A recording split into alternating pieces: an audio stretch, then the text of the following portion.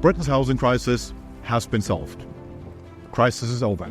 This year, 2035, will be the 10th year in a row during which house prices and rents will grow at a slower rate than wages. This has meant 10 years of steady improvements in housing affordability. And that's the result of the biggest house building boom since the 1930s, which has seen millions of new homes springing up across the country. The generation currently coming of age has few active memories of Britain's housing crisis. For them, cheap housing is just a normal state of affairs. It's something which they just take for granted. But it hasn't always been this way. Let's take a look back at the bad old days, the mid-2020s, Britain before the housing revolution. In the 2020s, Britain had a massive housing shortage. In England alone, housing supply was 3.4 million below the EU average. British houses were also unusually small.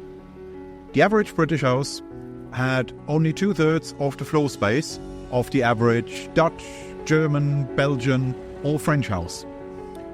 It was cheaper to rent a place in Rome, Brussels, Vienna, Berlin, Helsinki, Bern or in Oslo than to rent an equivalent place in Oxford or Reading, never mind London. Meanwhile, more than 1 million households were stuck on social housing waiting lists. And this is despite the fact that the share of social housing in Britain was more than twice the EU average. Britain's housing shortage was not just a problem for those at the sharp end of it.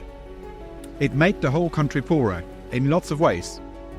High business rents raised the cost of doing business in Britain, and this was passed on to consumers, raising consumer prices across the board. Britain had to spend more on housing benefit than other countries, and this led to higher taxes and weaker work incentives. And the housing crisis decreased labour mobility.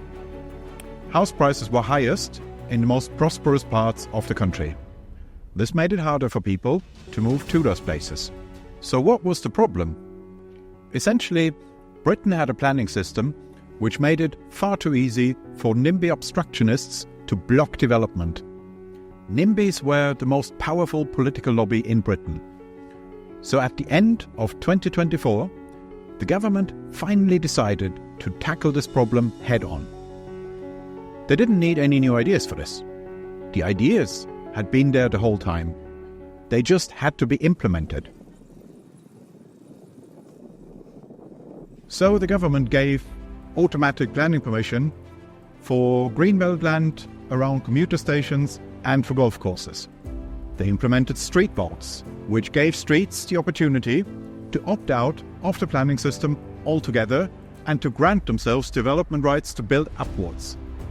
They gave the go-ahead for new towns, and they localized the tax system so that local authorities started to compete with each other for taxpayers. And they took the discretionary element out of the planning system to make sure that not every planning application becomes a political football, and so on. It was initially controversial. The NIMBYs hated it, and the government did lose a few marginal seats over this. But they held firm, and it worked.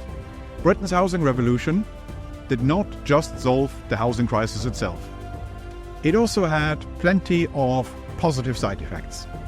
It increased labour mobility, it increased productivity, it cut the cost of doing business, it improved work incentives, it led to fiscal savings and tax cuts, and it made the economy less volatile. Today, in 2035, Britain is not just a much richer country than it used to be. It is also a politically less polarised country, which is more at ease with itself. Future historians will wonder, what took us so long?